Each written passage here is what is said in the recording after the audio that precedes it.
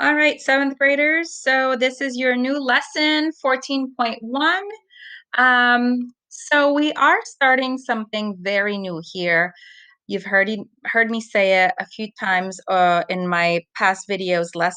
Unit 4 is the most important unit of the year, and unfortunately, we get to do it remotely. So we are starting to get our feet wet when it comes to verb conjugation. All right, so I will explain what that means as we go, and we're going to take baby steps with this verb conjugation thing. But for the purpose of this lesson, we are going to learn a few expressions, new expressions, and then we are going to learn our subject pronouns, and we are also going to learn how to conjugate the verb to be in French. All right, so pay attention. You can come back to this video for reference if you need to. I also uploaded just this slideshow by itself so that you don't have to hear me talk just for reference purposes, but you are definitely going to want to use this as you complete the assignments for this week. All right, so again, I'm hoping that you can go somewhere where you can repeat these words after me. And let's go. The word for where. Ooh, ooh. So we did learn the word for or, if you remember, it was ooh without the accent grave. So now only an accent, a little tiny line over a letter, gives a word a whole different meaning. So ooh, here, ici, ici, there, là, là, over there, là-bas, là-bas. A little word for at, in, or to, à, à. In class, so this is an easier one, en classe, en classe. Okay, so you see in is à, and then in can also be en. Okay, and there's actually a third in that we're going to be learning next year. In town, en ville, en ville. On vacation, en vacances, en vacances. Okay, so people associate this with vacancy. One thing I'd like to point out is in English, we say on vacation, but in French, when we talk about vacation, it's always in the plural form because usually when you're on vacation, it's like multiple days off. So it's one of those words that's always going to be in the plural form. At the cafe, which is a little coffee shop where you can have like small meals, au café. At the restaurant, super easy, although restaurant is one of those words that we have a hard time spelling in English, but it's the same in French, au restaurant. At the movie theater, au cinéma. So the connection here, of course, is cinema, okay, which is associated with movies and theaters. At home, à la maison. Okay, so a lot of people point out the fact that maison looks like it's spelled like mansion. Just don't spell it like mansion. Okay, so those are the expressions we're going to be working with this lesson.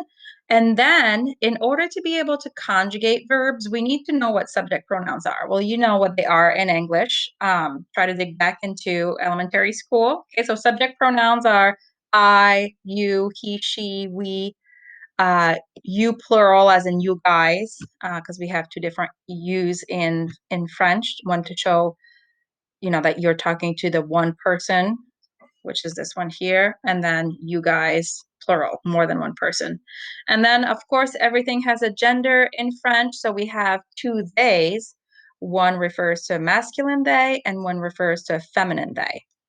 So when you are conjugating a verb, basically it means that you are taking the verb. For this lesson is going to be the verb to be, and you are giving it a subject pronoun. Okay, so and you wouldn't say I be, you would say I am. So when you're saying I am, you are conjugating the verb to be with I. So to be takes the form of am, okay, when it's conjugated with I. So I know it might sound like a bunch of mumbo jumbo right now, but we will take baby steps. So there are a few of these that you already are familiar with. Most of our singular subject pronouns we have been exposed to, all right? So I is je, or if the verb that follows starts with a vowel or an H, we're going to switch that to J apostrophe. You singular, tu.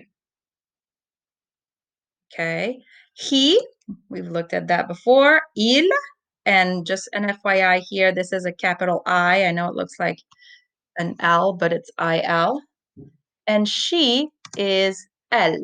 Oh, I'm so sorry. This should not be the case. There's no S here. Sorry. I'm going to change that and make sure it's corrected in the slideshow that I post. So no S right here. So now the subject pronouns we have not been introduced to yet. We is nous. You guys, we actually have been exposed to it in the expression vous désirez. So it's vous. They masculine would just be our il with an S. So at least that makes a little bit of sense, right? Usually when we make something plural, we add an S. So we're going to take our singular il and make it plural by adding an S. And here, the S does belong here. They feminine is elle.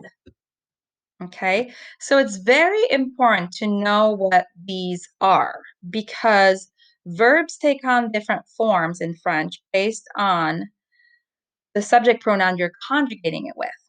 So, if you think that a lot of people mix the plural subject pronouns, so just make sure you pay attention to those and focus on those. But a lot of people, for some reason, confuse you plural with both days. So we're going to try to give ourselves some uh, tricks and pointers. I always say like you plural is like use, right? So like you make a Y out of the V here to kind of like make a connection use as in you plural with an S here. So we are going to work hard with this. All right. So the next step in the lesson, the other piece that you're going to need is the conjugation of the verb être. All right. So this is the first time we're conjugating. Again, we have been exposed to some of these already. Okay. And some of the expressions we've learned in the past, but now we're going to be learning how to conjugate it with all subject pronouns. So the verb être, okay, does mean to be. Now, être in this form right here is in the infinitive form, and you're going to become very familiar with these terms. So, être in the infinitive form means right now, the way it looks here, it has no subject pronoun attached to it. All right, but that's about to change because now I'm asking you to conjugate être with je. So to be with I. So again, I wouldn't say I be or I to be, right? You would say I am. So that's the process of conjugating the verb to be in English. So in French, être takes this form when we conjugate it with je. Je suis. I know they don't look even remotely the same. Okay, it totally changes. All right, and we learned this when we learned like je suis américain. I am American. Okay, tu, you singular, when conjugated with être, takes this form, es, tu es. And again, we did learn this when we learned like, are you and are you from? Okay, and I believe that was in unit 2. Tu es, like, are you from Boston? Tu es de Boston? Remember that? Okay. When we conjugate être with il or elle, don't worry about the on part yet. We're going to be exposed to that next year. When we conjugate être with il or elle to do he or she is, do you remember that? Because we did go over this. Again, I believe it was in unit 2. He, she is American, or he, she is, I don't know, whatever we learn, English. E-S-T. Okay, so hopefully, if you remember these three, then you're like halfway there and you can only focus on these right here. All right, so we are, right? Nous means we. So conjugating être with nous to make we are. Nous sommes. Nous sommes. Vous is you guys. Remember, we talked about use as a way to remember use, and you're actually going to hear me say like use in songs. You guys are. So if we conjugate être with vous for you guys are, vous êtes. Vous êtes. So you're hearing me do the liaison here, attaching the sound of the S to the beginning sound of the conjugated form of the verb. Vous êtes.